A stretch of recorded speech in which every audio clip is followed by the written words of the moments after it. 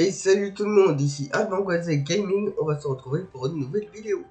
Et en effet, sur cette vidéo, ça va concerner Genshin Impact. Comme la dernière vidéo donc qui sera publiée, bien sûr, qui était mon avis sur la 2.2. Encore une vidéo d'avis, donc qui n'était pas du tout préparé cette vidéo-ci. Et à la fin, il y aura quelques petites annonces, d'autres rumeurs encore qui circulent sur Genshin Impact. Et aussi, ouais, d'autres rumeurs. Et on va également parler du jeu Rush Duel, que je vous ferai une vidéo. Voilà quoi. Et nous voici avec nos ailes KFC. En effet, les ailes KFC, donc KFC ont déjà été en Chine. Donc ça devait, je suis plus la date exacte. Je crois que normalement, nous, on était censé les recevoir donc en France, donc juillet 2020. Donc ça devait être avant aux Chine qui les ont reçus. Mais en fait, on les avait eu avec beaucoup de retard. Et donc elles seront disponibles le lendemain du premier jour de la mage 2.3 de Genshin, soit le 25 novembre. Donc en achetant 2 mois d'abonnement de niveau 1 sur les chaînes Twitch participantes. Attention, les comptes abonnement Amazon Prime donc ne comptent pas. Donc pour les chaînes Twitch participantes, elles seront mises bien sûr en description de cette vidéo. Bien sûr, je reprécise que cette vidéo, que la suite de ce que je vais dire dans cette vidéo, c'est uniquement par rapport à mon avis personnel de ce que j'en pense. Donc je vais citer les avantages et les potentiels avantages et les potentiels inconvénients. Et si vous n'êtes pas d'accord à ce que je vais dire, n'hésitez pas également à exprimer votre avis en commentaire. Et après, c'est comme d'habitude, n'hésitez pas à vous abonner, à cliquer sur la cloche pour recevoir les prochaines notifications de vidéos que je ferai sur cette chaîne. Et à liker si cette vidéo vous a plu. Et donc du coup, en fait, je crois qu'on va passer directement aux inconvénients. Il n'y aura pas tellement d'avantages sur cette vidéo. Enfin, c'est que, en fait, les avantages, ça va être quand vous êtes des personnes qui aiment payer dans le jeu. Donc, en fait, l'avantage des ZKFC, donc je pense que c'est pour que MiYoYo, donc les développeurs, donc comme c'est une entreprise donc qui a conçu le jeu, donc en fait, eux, ils veulent avoir comme toute entreprise beaucoup d'argent. Et c'est ça qu'ils espèrent donc faire ces ZKFC. Mais seulement, en fait, ils ont bien fait puisqu'ils ont pris une toute petite partie de la communauté qui joue au jeu. Puisque pour vous expliquer, dans la communauté joue au jeu, il y a des personnes qui payent d'argent, il y en a beaucoup. Mais il y en a aussi, excusez-moi, qui sont comme vous et moi, peut-être. Moi, je suis quelqu'un qui est 100% free-to-play sur le jeu de Genshin Impact. Et franchement, je m'amuse énormément et c'est pas parce que vous êtes free-to-play. Donc, aussi, si vous avez regardé mes vidéos précédentes, donc sur cette chaîne, vous le savez, qu'on peut pas avoir des personnages 5 étoiles. Et en plus, je vous le prouverai sur la version 2.4. Pas cette version-là, mais la version d'après, je ferai une petite invocation et je vais vous le prouver là. Ouais, j'ai plusieurs personnages 5 étoiles, dont un que je ne voulais pas. Mais bon, ça, c'est pas grave.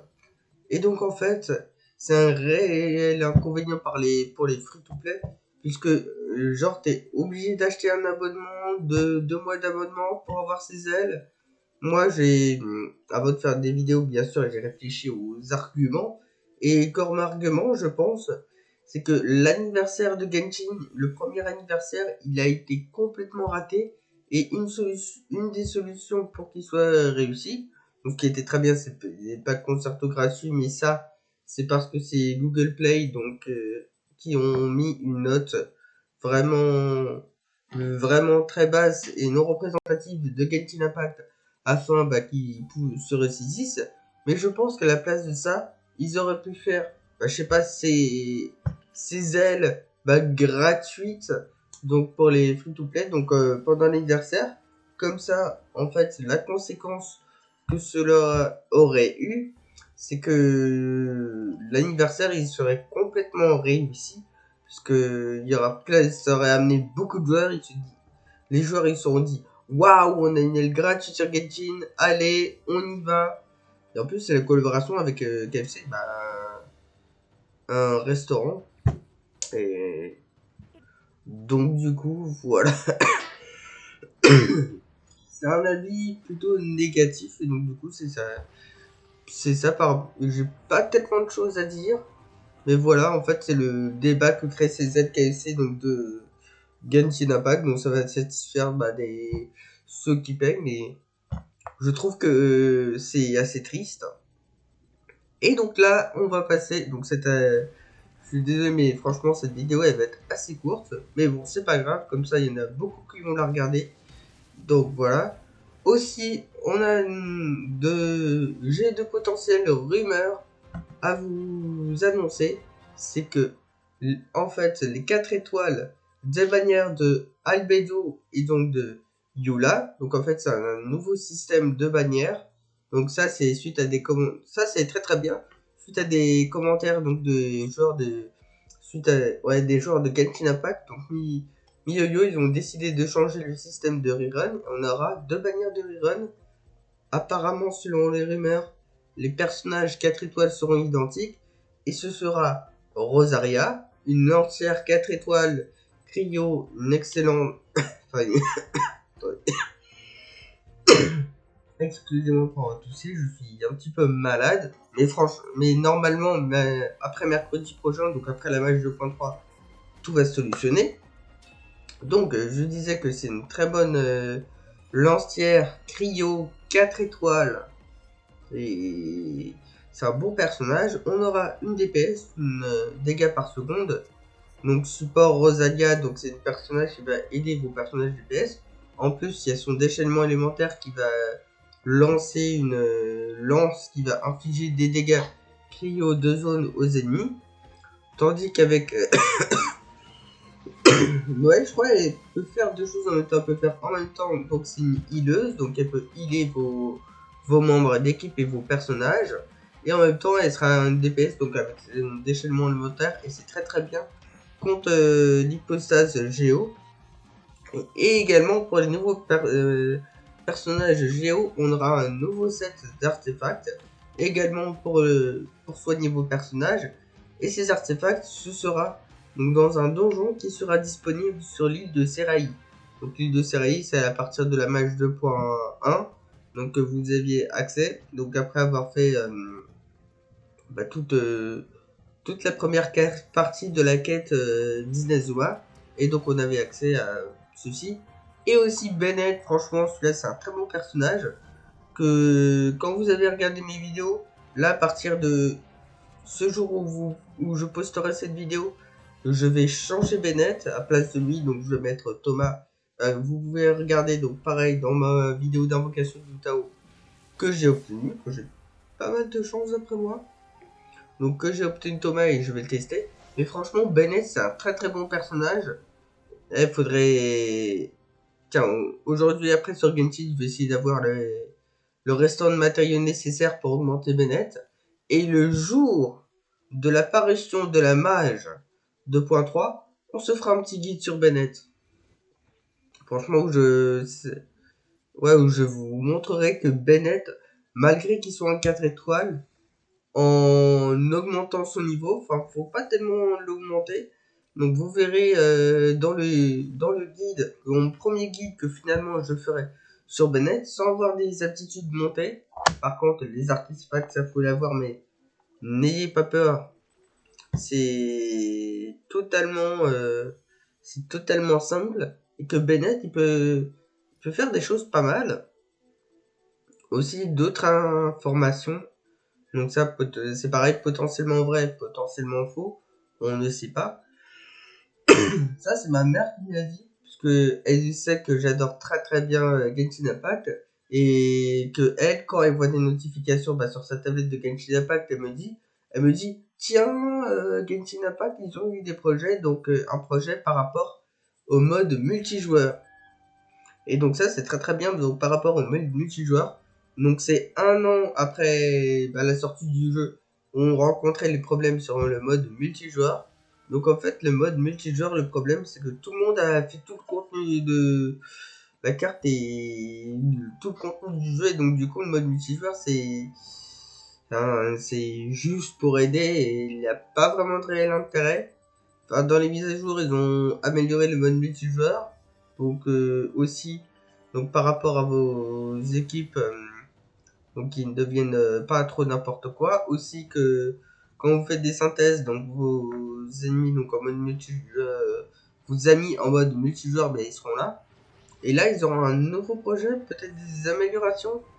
Franchement, j'ai pas trop regardé, pas de nouvelles idées par rapport à ça.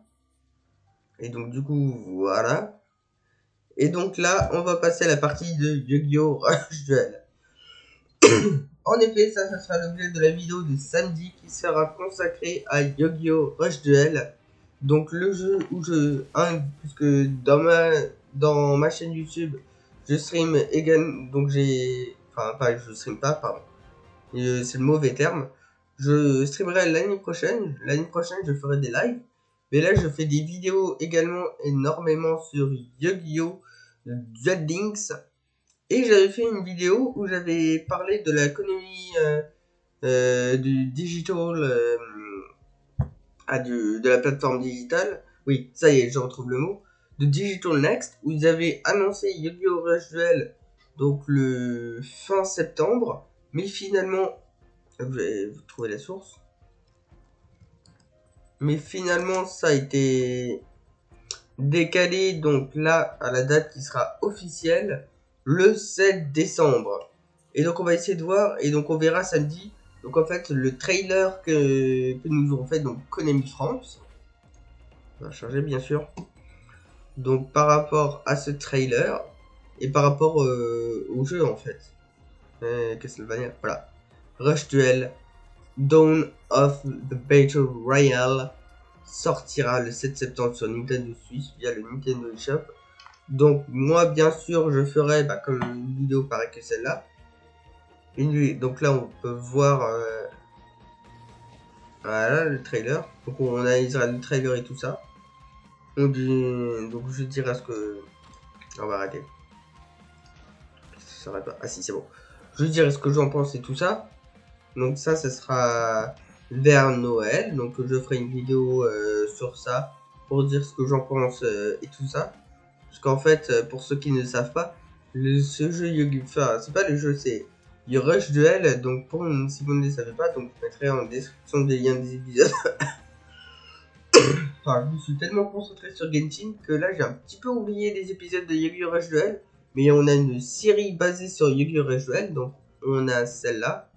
Donc qui est un des personnages où il y a beaucoup de personnages. J'ai beaucoup apprécié l'histoire et franchement c'est mon jeu qui sera favori. Et je pense que je vous dirai tous les avantages de ce jeu, les inconvénients que j'ai trouvé. Et donc ça sera faire la Noël. Mais samedi on verra le trailer et vous verrez que ça ressemble un petit peu à un autre jeu que je fais des vidéos assez régulièrement. Ça s'appelle Yu-Gi-Oh! Duel Links. Et on verra que ça a un second Yu-Gi-Oh! Duel Links, donc Yu-Gi-Oh! Rush Duel. Voilà. Après le guide de Bennett, ce sera on s'attaquera soit au guide de Benti, soit au guide de Zayeka. Je pense que ouais, avec Benti, il va falloir que je teste donc avec les nouveaux artefacts. Mais Ayeka, ce sera sûr. Donc, ce sera peut-être Ayeka vers la semaine du 29. Donc, du 29 novembre ou peut-être mi-décembre. Donc, ça sera dans ces eaux-là. Le guide pour Ayeka, pour comment la jouer. Ouais, comment la jouer, 6 armes, et tout ça, et tout ça, et tout ça. Et donc, du coup, voilà, cette vidéo étant terminée, j'ai dit tout ce que j'avais à dire sur ce que je pensais des LKFC. Finalement, donc en conclusion de cette vidéo, est-ce que c'est un bon truc ou un mauvais truc? Moi, je pense que c'est un mauvais truc. Ça aurait été un bon truc si ça satisfait l'entièreté de la communauté de Genshin. Mais vu que ça le fait pas, je pense que mieux n'ont pas géré. Malheureusement. Et donc, du coup, voilà. Je pense également également, donc du coup, le 22, on se fera une vidéo donc sur le patch donc de Genshin Impact avec les bannières. Donc il semblerait que les 4 étoiles de Albedo et de Yula soient identiques. Donc on verra ça, le patch avec les ensembles des informations, et également la vidéo de Genshin de la POC 2.3 que vous attendrez tous avec ça. Autre information, combien de primogènes va-t-on pouvoir se mettre en poche avec cette mise à jour? Aussi, je vous dirai si je pourrais faire les events ou pas. On verra. On se dit à plus pour une prochaine vidéo, c'est tellement. Ciao.